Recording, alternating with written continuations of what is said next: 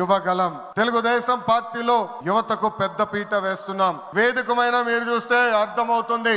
మొన్న జరిగిన ఎన్నికల్లో 164 శాసనసభ్యుల్లో 88 మంది మొదటిసారి గెలిచిన శాసనసభ్యులు ఉన్నారు. కేబినెట్ లో కూడా తీసుకుంటే 25 మంత్రులకి ఏకంగా 17 మంది మొదటిసారి మంత్రులుగా కూడా నియమించారు గౌరవ జాతీయ అధ్యక్షులు చంద్రబాబు నాయుడు గారు. సీనియర్ని జూనియర్ని గౌరవిస్తాం, పనిచేసే వాళ్ళని ప్రోత్సహిస్తాం. గత ప్రభుత్వంలో ఒక HSBC Franklin Templeton Amar Raja జాకీని తరిమేస్తే మన ప్రభుత్వ అధికారంలోకి వచ్చిన తర్వాత TCS, LG electronics, NTPC, BPCL, Reliance CBG, Arcelor Mittal ఇలా అనేక పరిశ్రమలు ఆంధ్ర రాష్ట్రానికి తీసుకొచ్చాం. మెగా డిఎస్సి ప్రకటించాం. ఈ మెగా డిఎస్సి ద్వారా 16,347 ఉపాధ్యాయుల పోస్టులు వచ్చే నెల జూన్ మాసంలో కూడా మనం భర్తీ చేయబోతున్నాం. ఇంకా యువతకు 20 లక్షల ఉద్యోగాలు కల్పించే లక్ష్యంలో మన ప్రభుత్వం అడుగులేస్తుంది. మన రాష్ట్రంలో బలమైన యువ శక్తి ఉంది.